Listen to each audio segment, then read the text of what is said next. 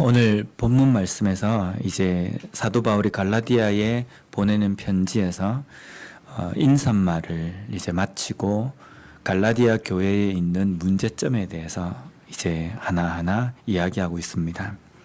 오늘 6절부터 10절까지 나와 있는 갈라디아 교회 안에 있는 문제에 대해서 6절에 이렇게 이야기합니다. 그리스도의 은혜로 너희를 부르신 이를 이같이 속히 떠나 다른 복음을 따르는 것을 내가 이상하게 여기노라. 갈라디아 교회의 문제점은 다른 복음을 쫓았다. 다른 복음을 따르고 있다라는 것이 문제였습니다. 여기 사도 바울이 다른 복음을 따르는 것, 그것에 대해서 이같이 속히 떠났다라고 표현하지 않습니까? 이것은 사도 바울의 어떤 마음이냐면 나는 아무리 봐도 이상하다. 어떻게 너희들이 복음을 놔두고 다른 복음을 그렇게 쉽게 그냥 떠나버릴 수 있느냐라는 그 내용입니다. 여기 보면 떠나다라는 표현을 헬라어로 메타티테메라는 것인데 이거는 자리를 옮긴다는 겁니다. 요즘 그 젊은 사람들이 쓰는, 아이들이 쓰는 표현을 쓰면 갈아탄다. 저희들이 미국에 와가지고 처음 셀폰을 했습니다. 셀폰을 할 때 다른 모든 통신사는 소셜 넘버가 없으니까 안 해줘요. 근데 오직 한 통신사 티모빌만 소셜 넘버가 없어도 개통을 해주는 겁니다. 그래서 티모빌을 했습니다. 쓰다 보니까 이게 잘 안 되는 데가 많더라고요. 그래서 이걸 우리가 좀 버라이전으로 바꿔야겠다. 그래서 소셜 넘버가 나와서 버라이전으로 바꾸려고 했는데 그 또 안에 무슨 번호를 모르기 때문에 또 그걸 알아오라는 겁니다. 그래서 벼르다가 한 2달 전에 저희들이 버라이전으로 옮겼습니다. 한국에서는 이 통신사에서 이 통신사로 이렇게 바꾸는 거를 뭐라고 이야기해요? 갈아탄다라고 이렇게 표현하거든요. 갈아타는데 한 7년이 걸렸습니다. 심사숙고했거든요. 정말 바꾸면 우리가 바꾸는 것만큼 어떤 그게 있을까, 유익이 있을까 고민하다가 이렇게 갈아탄 겁니다. 지금 갈라디아 교회 성도들은 갈아탔습니다. 어디에서 어디로 갈아탔냐면 복음에서, 사도 바울이 전한 그 복음에서 다른 복음으로 갈아탔습니다. 근데 그 갈아탄 것이 오늘 사도 바울의 표현에 의하면 속히 떠났다. 그리고 그것이 이상하다는 겁니다.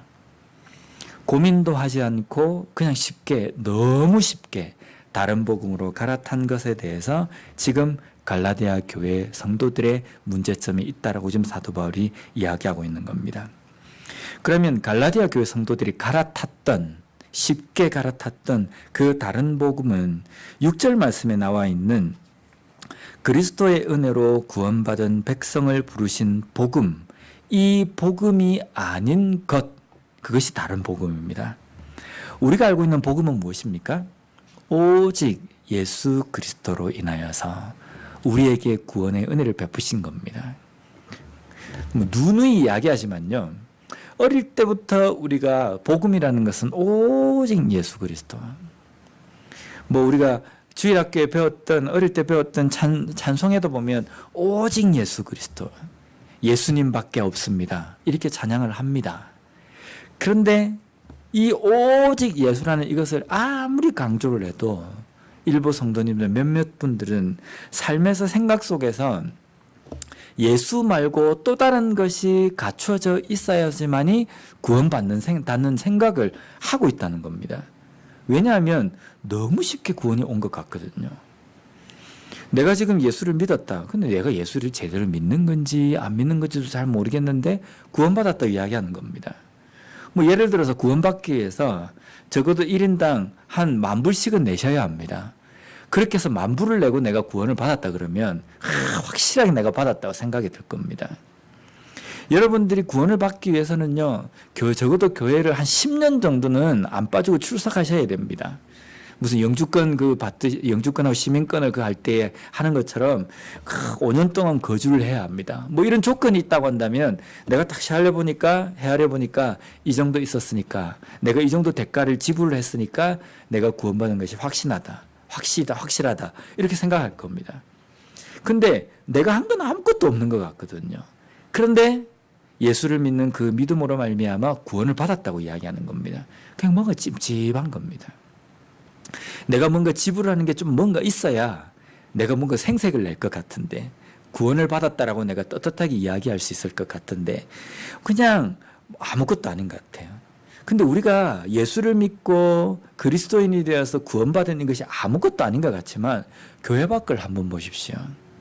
세상에서 우리보다 더 잘나고 똑똑한 사람, 정말 뭔가 명철한 사람들이 질비해 있지만 그 사람들이 똑똑하다고 예수를 믿는 게 아니거든요. 어떤 사람은 몇십 년을 전도를 해도 마음이 안 열리는 사람이 있습니다. 그런 것들을 보면, 나는 보면 그렇게 강팍하지 않고 복음을 받아들였다는 것은 기적입니다. 그 기적을 내가 받았기 때문에, 이것은 이 큰 기적 가운데 우리가 있기 때문에 우리가 받은 이 구원의 은혜가 단순하게 뭔가 별거 아닌 것처럼 생각되어지는 것은 잘못된 것이라는 겁니다. 우리가 받은 그 구원의 은혜는 그리스도의 은혜로 말미암아 구원을 받은 것입니다. 그런데 다른 복음은 무엇을 주장하냐면요, 그리스도의 은혜가 아니라 여기에 플러스 율법을 지켜야지 구원받는다. 또 당시 율법주의자들이 주장하고 나선 게 뭐냐면 할례를 받아야 된다. 할례가 뭡니까? 남자의 그 생식기에다가 표를 내는 겁니다. 그래서 어떤 신학자, 제가 이제 신학교 다닐 때 교수님이 그 이야기를 하셨어요. 구약 학 가르치는 교수님이 왜 하나님께서는 할례를 이맛박에다가 새기지 않고 왜 남자들의 생식기에 남기게 하셨을까? 모르잖아요. 그죠? 하나님 뜻이니까. 근데 그 교수님이 우스갯소리를 그 이야기를 하시는 겁니다. 남자들이 하루에 화장실을 몇 번 가겠느냐? 적어도 한 번 이상은 간다. 근데 갈 때마다 그것을 보며 내 몸에 남겨져 있는 이 흔적을 통하여서 하나님께서 하나님을 믿는 백성들에게 내리신 그 언약을 생각하라고 하신 것이다. 우리가 하루를 지나면서 그냥 무심코 보지 않는 우리의 몸들도 많아요. 그런데 그렇게 하셨다라고 이렇게 교수님 이야기하시는 겁니다. 가만히 들으니까 일리는 있는 것 같지만 성경적인 근거는 없습니다. 그런데 이 할례를 받아야 한다라고 이야기하는데, 이 할례는 구약시대에 주신 그 표식인데요. 왜 이 표식을 하나님께서 주셨냐면은 예수 그리스도라는 그 언약입니다. 메시아라는 언약을 이 할례를 통해서 말씀해 주신 겁니다. 그러면 예수 그리스도가 오시고 난 다음에는 더 이상 표시가 있을 필요가 없는 겁니다. 무엇을 봐야 됩니까? 이제는 표시가 아니라 실제 그 대상을 봐야 되는 겁니다. 실제 그 예수 그리스도를 우리가 바라봐야 된다는 겁니다. 그런데 실제 예수 그리스도를 바라보지 않고 그것을 위해서 예표로 주셨던 율법과 할례를 바라봐야 된다라고 가르치는 것은 잘못된 복음이라는 겁니다.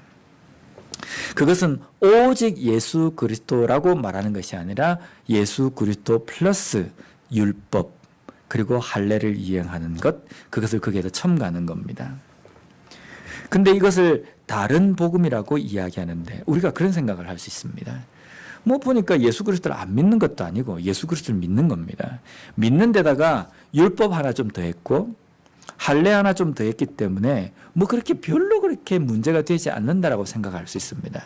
그런데 이것은 큰 문제가 되는 겁니다. 예수님을 부인하는 것이 아닙니다. 예수를 믿습니다. 그런데 예수 믿고 또 할례도 우리가 또 행하고 율법도 지키는 것을 첨가하면 얼마나 더 좋습니까? 예수만 믿는 것보다, 오직 예수라는 그것을 주장하는 것보다 율법도 할례도 가지고 오면 좋지 않겠습니까? 이거는요, 비슷한 것이 아니라 완전 다른 복음입니다.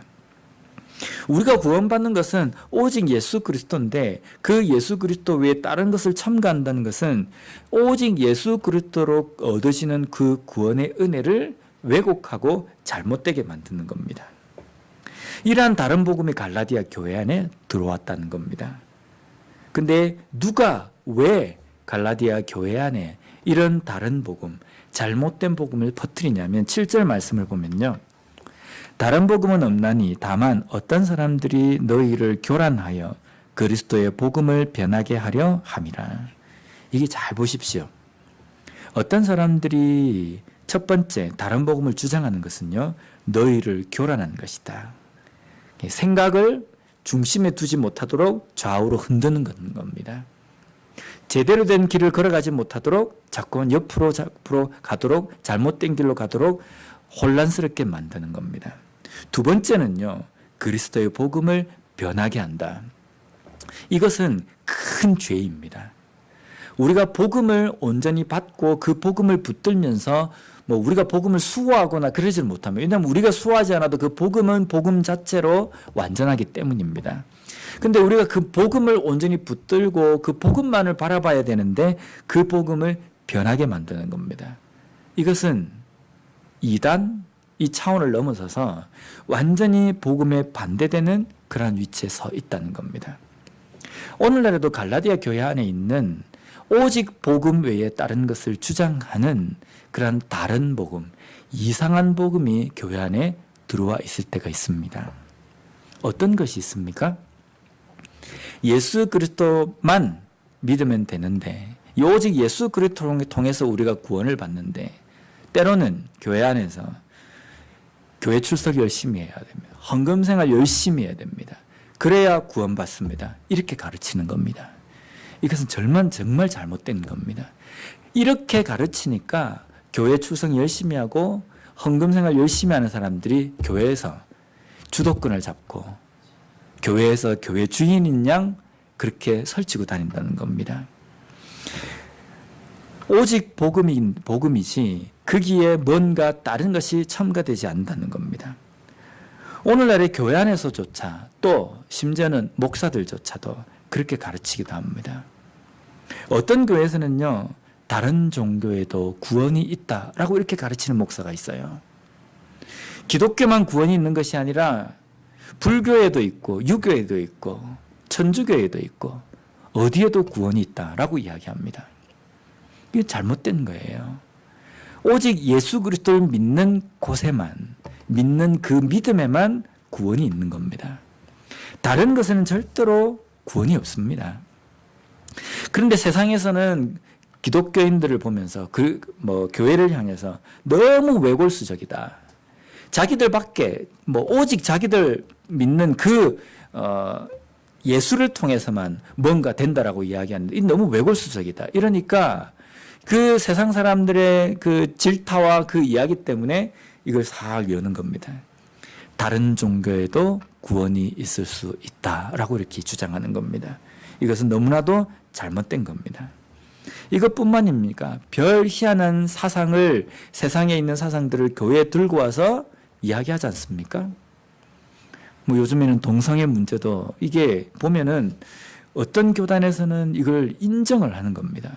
인정을 해놓고 겉으로는 인정하는 것이 아니라 그냥 허용하는 것이다. 이렇게 이야기 얼버무립니다.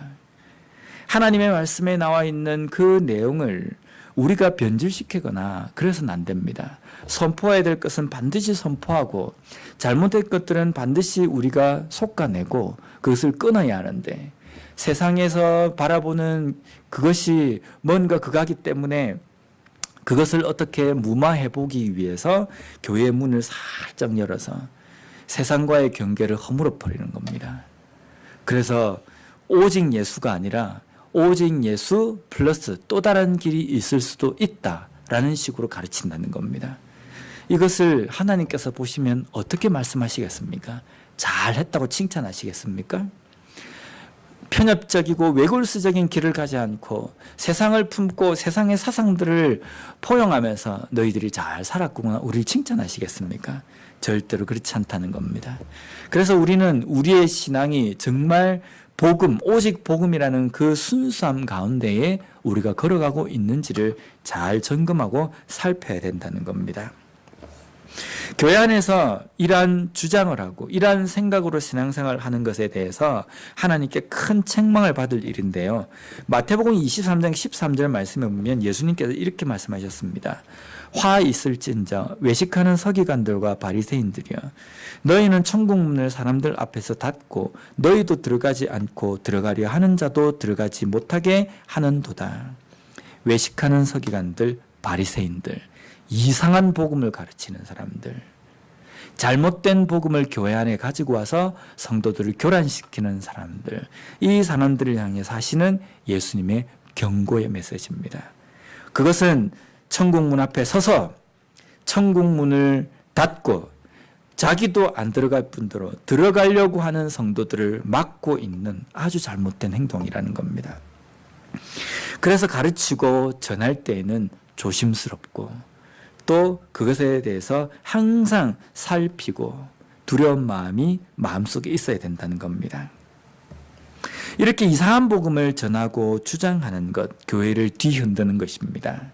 건물은 건재해 있지만 그 속을 열어다 보면 이상한 복음으로 물들어 있는 교회는 하나님 앞에서 결코 바른 칭찬을 듣지 못하는 교회가 된다는 겁니다. 그런 교회에 대해서 저주를 받을지어다 라고 사도 바울은 선포합니다. 8절과 9절 말씀을 보면요. 그러나 우리나 혹은 하늘로부터 온 천사라도 우리가 너희에게 전한 복음 외에 다른 복음을 전하면 저주를 받을지어다. 우리가 전에 말하였거니와 내가 지금 다시 말하노니 만일 누구든지 너희가 받은 것 외에 다른 복음을 전하면 저주를 받을지어다. 지금 저주를 받을지어다, 저주를 받을지어다 두 번 나옵니다. 이것은 헬라어로 아나데마라는 뜻인데요. 이것은 멸망을 당해야 하는 것이라는 뜻입니다. 아니, 복음을 뭐 이렇게 예수 그리스도를 부인하는 것도 아니고 예수를 믿지 말자 이것도 아니고 예수도 믿고 거기에다가 뭔가 별책부록처럼 몇 개 하나 붙일 뿐인데 이게 저주받을 일이냐? 라고 이야기할 수 있습니다. 그런데 그것은 복음을 변질시키는 것입니다. 복음을 변질시키는 것은요, 성도들을 교란하고 교회를 어지럽게 만드는 겁니다. 성도들을 어지럽게 만들고 교회를 어지럽게 만드는 것은 천국문을 닫고 천국을 향해서 들어가는 사람들을 막는 행동입니다. 이것을 사도 바울은 멸망받을 짓이다 라고 선포하고 있다는 겁니다. 어쩌면 모세의 표현처럼 생명책에서 이름이 지어진다 라는 이런 표현을 쓸 수도 있을 것 같습니다. 별게 아닌 게 아닙니다. 좋은 게 좋은 것도 아닙니다. 정말 잘못된 것입니다. 위험한 겁니다. 그래서 우리의 신앙생활에서 복음 이러면 오직 예수 이렇게 나와야 되는 겁니다. 그 외에 다른 것을 덧붙이는 것은 정말 잘못된 것임을 우리가 정말 뼈저리게 느끼고 그 복음의 순수성을 쫓아서 받고 살아가는 삶이 되어야 된다는 겁니다. 마지막으로 10절 말씀을 보면요. 사도 바울이 이렇게 고백합니다. 이제 내가 사람들에게 좋게 하랴 하나님께 좋게 하랴 사람들에게 기쁨을 구하랴 내가 지금까지 사람의 기쁨을 구하였다면 그리스도의 종이 아니니라. 우리 이 말씀 많이 들었잖아요. 그죠? 그리스도의 종은 누구를 기쁘게 하는 종이 되어야 됩니까? 오직 예수 그리스도 하나님의 마음에 합한 사역을 하는 사람입니다. 근데 사람의 눈치를 보며 사역해서는 안 된다라고 이야기합니다. 근데 솔직히 목사들 중에 사람의 눈치를 보면서 사역하는 목사님들 그렇게 많지는 않아요. 아, 저 성도가 나를 어떻게 생각할까? 내가 저 성도의 비율을 맞춰야지. 이렇게 맞춰야지. 그렇게 생각하지 않습니다. 그런데 실제 사역 가운데에는 사람의 비율을 맞추고 사람의 기쁨을 구하는 사역을 하는 목회자들이 많이 있습니다. 어떤 때냐면요.